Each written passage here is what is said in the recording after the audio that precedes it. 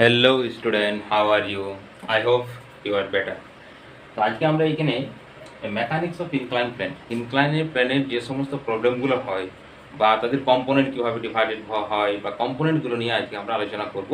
Friction এবং তার সঙ্গে নিউটনের ল বা ল অফ মোশন যে চ্যাপ্টার আছে সেখানেও একটু বলবো। দেখো, এটা হচ্ছে ইনক্লিনেশন। জাস্ট হরাইজন্টাল লাইনের থেকে যদি একটু উঠে, মানে এটা যদি হরাইজন্টাল লাইন হয় তো এটাকে জাস্ট একটু উপরে আমরা তুলে দিয়েছি। অ্যাঙ্গেল করেছে হরাইজন্টাল লাইনের সঙ্গে, অ্যাঙ্গেলটা করেছে কত, সেটা, তখন এটাকে বলবো আমরা ইনক্লাইন প্লেন, বাংলায় বলে নত তল। এর উপরে যদি যে কোনো একটা পার্টিকেল থাকে, বস্তু থাকে, এই বস্তুটা সবসময় কি করবে না, গ্র্যাভিটির ডিরেকশনে একটা ফোর্স কাজ করবে, যে ফোর্সটার নেম হচ্ছে কত, এমজি, মানে ফোর্সের ভ্যালু এমজি। এরপর এটাকে যদি আমরা 90 ডিগ্রি দুটো কম্পোনেন্টে ডিভাইডেড করি, দেখো অবভিয়াসলি এই অ্যাঙ্গেলটা থিটা, তাহলে এই অ্যাঙ্গেলটাও থিটা হবে। তাহলে এই ডিরেকশনে আসছে কম্পোনেন্ট এমজি কস থিটা, আর এই ডিরেকশনে আসছে এমজি সাইন থিটা। এখন যদি এই প্লেনটা আমরা ধরে নিই যে রাফ সারফেস, অর্থাৎ ফ্রিকশন ফোর্স ক্রিয়েট করবে, তাহলে পার্টিকেলটা যে ডিরেকশনে মুভ করে তার অপোজিট ডিরেকশনে ফ্রিকশন ফোর্স এফআর ক্রিয়েট করবে। এবং আমরা শিখেছি যে এফআর এর ভ্যালু হচ্ছে কত, মিউ ইন্টু আর। আর কি না, নর্মাল রিয়াকশন। এখন নর্মাল রিয়াকশনটা কি করে ক্যালকুলেট করবো, দেখো এই প্লেনের ঠিক নর্মাল রিয়াকশন একটা ফোর্স ক্রিয়েট করবে, সেই ফোর্সটাকে বলবো আমরা নর্মাল রিয়াকশন। তাহলে এটাকে যদি আর ধরি, দেখো আর ইকুয়াল টু কত আসছে, এমজি কস থিটা। তাহলে এখন যদি আমরা কনসিডার করি যে পার্টিকেলটা আছে ইকুইলিব্রিয়াম পজিশনে, তাহলে অ্যাট ইকুইলিব্রিয়াম পজিশন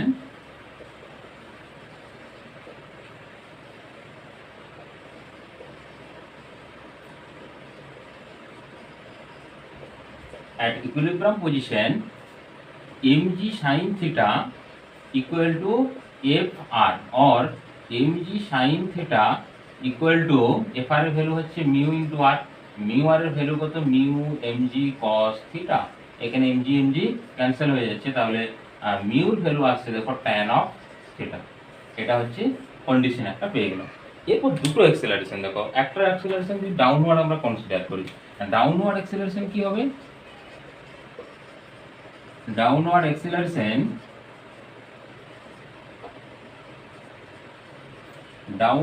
অ্যাক্সেলারেশন দেখো এখানে যখন পার্টিকেলটা ডাউনওয়ার্ড মুভ করবে তখন mg sin theta greater than হবে। তাহলে রেজাল্টিং ফোর্স কত আসবে, resulting force mg sin theta minus of fr, friction force. Friction force থেকে obviously mg sin theta greater than হলে ডাউনওয়ার্ড মুভ করবে, ইকুয়াল টু কত না, ইকুয়াল টু আসবো আমরা রেজাল্ট অ্যাক্সেলারেশন ডিভাইডেড বাই করে দিলাম m, তাহলে এটা অ্যাক্সেলারেশন পেয়ে গেল। ফোর্সকে যদি মাস দ্বারা ডিভাইডেড করে দিই তাহলে অ্যাক্সেলারেশন পাবো, অর্থাৎ এখানে m কেটে যাবে এবং এটার যে মিউ mg থাকবে, এটাকে লিখছি g sin থিটা হয়ে যাচ্ছে। আর এর ভ্যালু যদি পুট করি আমরা, মিউ g cos থিটা সমান আছে অ্যাক্সেলারেশন। এরপর যদি একে আমরা আপওয়ার্ড ডিরেকশনে মুভ করি বা আপওয়ার্ড ডিরেকশনে একটা ফোর্স অ্যাপ্লাই করছি, তার ক্ষেত্রে কি আসবে না, আপওয়ার্ড ডিরেকশনে অ্যাক্সেলারেশন, upward acceleration দেখো আপওয়ার্ড ডিরেকশনে পার্টিকেলটা যদি মুভ করতে চায় তাহলে অবশ্যই এক্সটার্নাল আমাকে একটা ফোর্স অ্যাপ্লাই করতে হবে, অর্থাৎ এই ফোর্সটাকে আমরা ধরে নিচ্ছি যে কি এক্সটার্নাল ফোর্স আমরা এফ অ্যাপ্লাই করছি। তাহলে এফ অ্যাপ্লাই করলে তখন ফ্রিকশন ফোর্সটা কোন ডিরেকশনে কাজ করবে, ডাউনওয়ার্ড ডিরেকশনে, অর্থাৎ এইটা ক্যান্সেল হয়ে এটা চলে আসবে এই ডিরেকশনে। তাহলে টোটাল রেজাল্টিং ফোর্স আমাদের আসবে F minus mg sin theta plus, এখানে তাহলে ব্র্যাকেট স্টার্ট করব, মিউ mg cos থিটা, মানে ফ্রিকশন ফোর্স অ্যাড হয়ে গেল, ইকুয়াল টু হচ্ছে a ডিভাইডেড বাই করে দিলাম m। তাহলে এটা হয়ে গেল অ্যাক্সেলারেশন আপওয়ার্ড ডিরেকশন। আর এখানে আসবে f by m equal to, আচ্ছা এটাকে এইভাবে লিখি, মাইনাস mটা কেটে যাচ্ছে g sin থিটা প্লাস হচ্ছে mu g cos of theta equal two a। এটা হচ্ছে অ্যাক্সেলারেশন। এরপর যদি আমরা চলে যাই যে পার্টিকেলটার ফ্রিকশন যদি জিরো হয়, অর্থাৎ স্মুথ সারফেস হয়, তখন এটা জিরো হয়ে যায় স্মুথ সারফেসের ক্ষেত্রে। আচ্ছা নেক্সট চলে যাচ্ছে, ধরো যে ইনক্লাইন প্লেন আছে, সেই ইনক্লাইন প্লেনের one portion rough, another portion is smooth. আমি ধরেছি আপারটা স্মুথ আর এই দিকটা রাফ সারফেস। রেশিওটা আমি ধরে নিচ্ছি ওয়াই, এটা এক্স, মানে এই পর্যন্ত ধরে নিলাম যে এটা হচ্ছে এক্স ডিস্টেন্স স্মুথ আছে আর ওয়াই ডিস্টেন্স আছে রাফ। এখন এখানে যদি কোনো একটা পার্টিকেলটা আমরা জাস্ট ছেড়ে দিচ্ছি এখানে, তাহলে এই পার্টিকেলটা মুভ করবে। মুভ করার পর আমরা যদি কনসিডার করে নিই যে পার্টিকেলটা যখন একবার ডাউন পয়েন্টে এসছে, অর্থাৎ জাস্ট এই পয়েন্টে যখন চলে এসছে, তখন ধরে নিচ্ছি তার ভেলোসিটিটা 0 হয়ে গেল, মানে আর মুভ করছে না, ওখানে স্টপ হয়ে যাচ্ছে। এভাবে যদি স্টপ হয়ে যায় তাহলে আমাদের এই যে রাফ সারফেস আছে এর কোএফিসিয়েন্ট অফ ফ্রিকশন মিউটা আমাদেরকে অনেক সময় ক্যালকুলেট করতে দেয়। এই মিউটা আমরা কিভাবে ক্যালকুলেট করব? দেখো, অ্যাট ফার্স্ট ইনিশিয়াল স্পিড যদি আমরা কনসিডার করি, initial speed u equal to 0। এই পজিশনে যখন পৌঁছবে, অর্থাৎ এটাকে যদি এ বলি, এটা যদি বি বলি, এটা যদি সি কনসিডার করে নিই, আর এই পয়েন্টটা হচ্ছে ধরে নিচ্ছি ও পয়েন্ট। তাহলে ও পয়েন্টে এর ভ্যালোসিটি এখান থেকে আসবে, ভ্যালোসিটি ম্যাক্সিমাম হবে, সেই ভ্যালোসিটিটা আমরা ধরে নিলাম ভি। ভ্যালোসিটি ম্যাক্সিমাম কত হবে? ভি হবে। দিয়ে তারপর এখানে ডিএক্সেলারেশন হবে, যেহেতু এখানে ফ্রিকশন আছে মিউ। তাহলে এই ভ্যালোসিটিটা আমরা ক্যালকুলেট করি ফার্স্ট। তো ভ্যালোসিটির formula without time V square equal to U square plus 2a s, মানে এখানে এক্স, এই যে ডিস্টেন্সটা কতটা ডিস্টেন্সে মুভ করছে। তো এখানে ইনিশিয়াল স্পিড 0, তার মানে এখানে ভি স্কোয়ার ইকুয়াল টু চলে আসছে 2a ইন্টু এক্স। এ কি হবে? দেখো, এই ডিরেকশনে ফোর্স কত অ্যাপ্লাই হবে? আমরা ইনক্লিনেশন থেকে কি দেখলাম? mg sin theta. এই ডিরেকশনে ইনক্লাইন প্লেনের ডিরেকশনে যে ফোর্স কাজ করে mg sin থিটা, তাহলে অ্যাক্সিলারেশন কত হবে? g sin theta.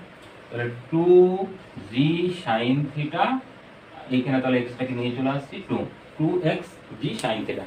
এই ভ্যালুটা পেয়ে গেলাম আমরা ভি স্কয়ার, মানে এখানে এর ভ্যালু পুট করছি আমরা g sin থিটা। এর ভ্যালু পুট করছি কত? g sin theta. এরপর নেক্সট পজিশনে চলে আসছে। এই পজিশনে কি ক্যালকুলেট করবে না, এই পজিশনের ক্ষেত্রে তুমি ভালো করে দেখো রিটার্ডেশন পার্টিকুলার। তো রিটার্ডেশনের ক্ষেত্রে আমরা সেম অ্যাপ্লাই করব উইথাউট টাইমে, ভি স্কয়ার সমান ইউ স্কয়ার, এখানে রিটার্ডেশনের জন্য -2a ডট এক্সেলারেশন, এটি এক্সেলারেশন হবে বা রিটার্ডেশন ইনটু y, কারণ এই পোর্শনটা কত আছে? y পোর্শনে। এখন দেখো আমরা ফাইনাল ভ্যালুসিটি কি ধরেছি 0, ইনিশিয়াল ভ্যালু। এই ইউটা এখানে কি হবে না, পার্টিকেলটা এই পজিশনে যখন পৌঁছেছে তার যে স্পিডটা সেটা সেই ইনিশিয়াল স্পিড হিসেবে কনসিডার করে নেবে। তাহলে ভি ইকুয়াল টু 0, তাহলে 0 ইকুয়াল টু আসছে U square minus 2a dot Y. আর এই ইউটাকে আমরা ভি হিসাবে কনভার্ট করছি, কারণ এই পয়েন্টে পার্টিকেলের যে ভি সেটাই হচ্ছে নেক্সট পজিশনের ইউ। তাহলে ভি স্কোয়ার ইকুয়াল টু চলে আসছে 2a ডট ওয়াই। এই ভি স্কোয়ারের ভ্যালুটা যদি আমরা এখানে পুট করে দিই, তাহলে এখানে আসছে দেখো 2x g sin theta equal two 2y। এবার এ ডটের ভ্যালু কি হবে? দেখো, পার্টিকেল যখন ডাউনওয়ার্ড মুভ করবে তখন ফ্রিকশন ফোর্স আপওয়ার্ড। আচ্ছা, ডাউনওয়ার্ডে আমরা ইনক্লিনেশনের ক্ষেত্রে দেখলাম যে ডাউনওয়ার্ড কাজ করে কি mg sin থিটা, একটা ফোর্স জেনারেট হয়। আচ্ছা, এই আপওয়ার্ড ডিরেকশনে কি কাজ করবে? মিউ কত?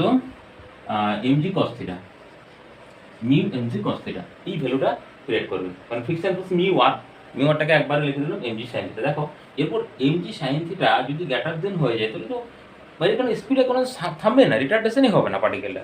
মানে মিউ mg cos থিটাটাকে অবশ্যই গ্রেটার দেন হতে হবে, তবে সেই পার্টিকেলটা রিটার্ডেড করবে। এই জন্য আমরা এই যে এরর যেটা এখানে লিখছি, দেখো mu mg cos theta minus mg sin theta, এটা হলো ফোর্সটা, রেজাল্টিং ফোর্স। এক্সেলারেশনের জন্য কি করব না, ডিভাইডেড বাই m দ্বারা ডিভাইডেড করে দেবো। m দ্বারা ডিভাইডেড করে দিলে আমরা কি পাবো না, m দ্বারা ডিভাইডেড করে দিলে এক্সেলারেশনটা আমরা ক্যালকুলেট করে দিতে পারবো ইনটু, আচ্ছা 2y লিখে দিয়েছি, ব্যাস এটা হলো। এরপর দেখো এই m গুলো কমন নিয়ে এর সঙ্গে কেটে যাবে,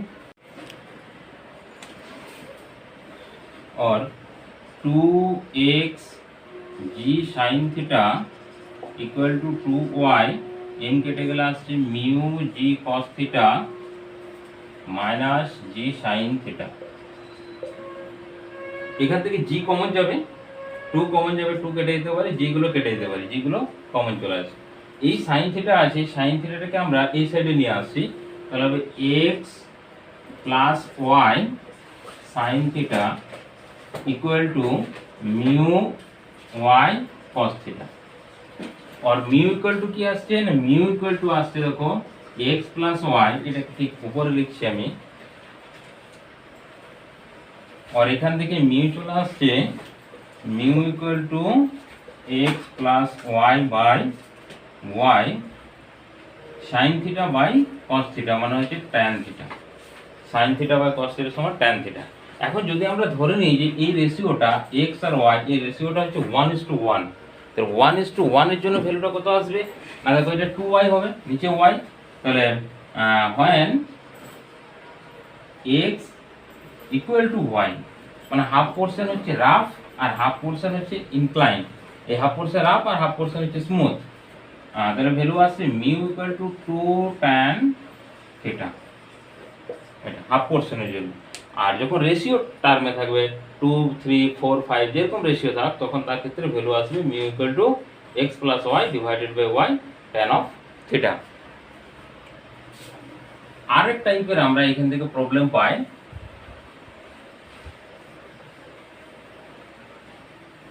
ধরো ইনক্লাইন প্লেন, এটা আছে স্মুথ সারফেসে, এটাকে আমরা রেখেছি স্মুথ সারফেস, স্মুথ সারফেস, এইখানে একটা পার্টিকেল আছে, এটা মাস স্মল এম, আর যেটা ত্রিভুজ আকারের যে শেপ আছে মাসটা, তাকে ধরে নিলাম আমরা ক্যাপিটাল এম। এখন এই পার্টিকেলটা যদি এখানে রিফ্লেক্ট কোএফিসিয়েন্ট অফ ফ্রিকশন থাকে, ধরে নিচ্ছি কোএফিসিয়েন্ট ফ্রিকশনটা হচ্ছে মিউ, তাহলে এই মিউটার জন্য এই পার্টিকেলটা কি না ইনিশিয়াল কন্ডিশনে পড়বে না, কিন্তু যদি আমরা এই ইনক্লিনেশনটা লিমিটিং ইনক্লিনেশন অ্যাঙ্গেলের থেকে গ্রেটার দেন করে দিই, তাহলে ডাউনওয়ার্ড মুভ করবে। একে যে ডাউনওয়ার্ড মুভ করছে, এটাকে যদি আমরা স্টপ করতে চাই, তাহলে কি করতে হবে না, স্টপ করার জন্য আমাদেরকে এই ডিরেকশনে একটা অ্যাক্সিলারেশন ক্রিয়েট করতে হবে বা ফোর্স। এটা দেখো এই ডিরেকশনে যদি অ্যাক্সিলারেশন দিই, তাহলে according to Newton's third law এই অপোজিট ডিরেকশনে একটা ফোর্স অ্যাপ্লাই হবে। এই অপোজিট ডিরেকশনে যে ফোর্সটা, তার ভ্যালু হবে কত, স্মল এম ইন্টু এ। আচ্ছা, এখানে যদি আমরা এই ডিরেকশনে একটা কম্পোনেন্ট নিই, তাহলে এই অ্যাঙ্গেলটা থিটা হবে, এই কম্পোনেন্টের ভ্যালু কত হবে, এম এ কস থিটা। আর ঠিক 90 ডিগ্রি, প্লেনের সঙ্গে 90 ডিগ্রি, এটা আসবে কত, M A sine theta. R downward ডিরেকশনে আসবে এম জি, তাহলে এই বরাবর আরেকটা কম্পোনেন্ট অ্যাড হয়ে যাচ্ছে, দেখো এম জি কস থিটা। এটা ঠিক আপওয়ার্ড ডিরেকশনে নর্মাল ডিরেকশন আর ইনক্লাইন প্লেনের ডিরেকশনে আসবে এম জি সাইন থিটা। এরপর আমরা ইকুইলিব্রিয়াম কন্ডিশন যদি অ্যাপ্লাই করি, তাহলে অ্যাট ইকুইলিব্রিয়াম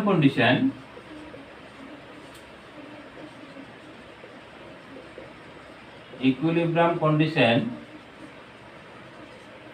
দেখো আপওয়ার্ড ডিরেকশনে ফোর্স হচ্ছে কত, এম এ কস থিটা।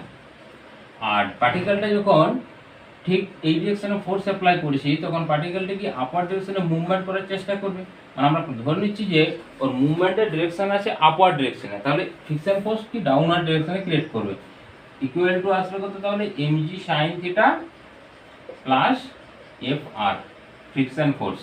এই ফ্রিকশন ফোর্সের ভ্যালুটা দেখো পরে যদি পুট করা হয়, সেইখানে এফ আর এ লিখি, নেক্সট লাইনে পুট করছি, তাহলে M A cos theta equal to M G sine theta plus mu, আর এর ভ্যালু দেখো দুটো অ্যাড হয়ে যাবে, M A sine theta plus M G cos theta, M A sine theta plus M G cos theta, ওটা add হয়ে গেল।